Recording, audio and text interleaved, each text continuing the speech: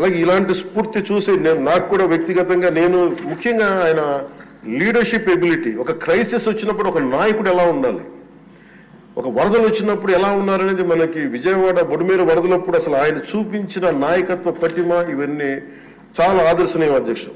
మేము వెళ్ళి కాళ్ళు మన చొక్కా మడిచి ఆయన దిగి బురదలో నడిచి దిగి ఆయనకి అవసరం లేదు, ఆయన చేయించవచ్చు.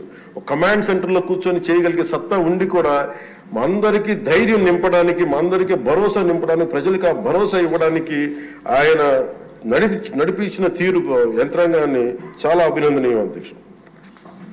అలాగే జల్ జీవన్ మిషన్ కి సంబంధించి అధ్యక్ష, ఈ రోజున గత ప్రభుత్వం ఫిల్టర్ బెడ్స్ కూడా మార్చలేదు అధ్యక్ష.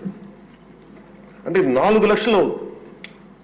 అంటే ప్రతి నెల మొదటి లేయర్లో మొదటి శాండ్ తీసి అది అసలు కనీసం అది కూడా కనీసం ఫిల్టర్ బెడ్స్ మార్చని కాడికి ఈ రోజు పొద్దున మన అసెంబ్లీలో కూడా మాట్లాడిన గౌరవ సభ్యులు కొంతమంది తీసుకొచ్చింది, కనీసం మనకి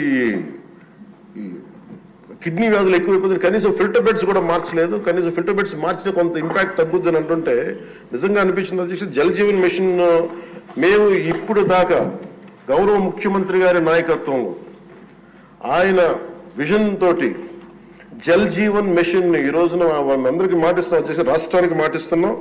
జల్ జీవన్ మిషన్ మన కేంద్రం మనకి గౌరవ ప్రధానమంత్రి గారి ఆశీస్సులతో గౌరవ ముఖ్యమంత్రి చంద్రబాబు గారి నాయకత్వంలో మునిపెన్నడూ లేని విధంగా భారతదేశంలోని ఎప్పుడు కూడా జల్ జీవన్ మిషన్ ఏ స్థాయి ఇది ఒక మోడల్ గా చేస్తాం అధ్యక్ష. ఆ మాట మేము అందరం కమిటెడ్ గా ఉన్నాం అధ్యక్ష. అలాగే లా అండ్ ఆర్డర్ కి సంబంధించి లా అండ్ ఆర్డర్ లో 3 IPS ఆఫీసర్స్ ని ఏకకాలంలో సస్పెండ్ చేసిన ఘనత, వాళ్ళు చేసిన తప్పులకి ఆ ధైర్యం కావాలంటే ఆయన అనుభవం చాలా స్పష్టంగా తెలియజేస్తుంది అధ్యక్ష.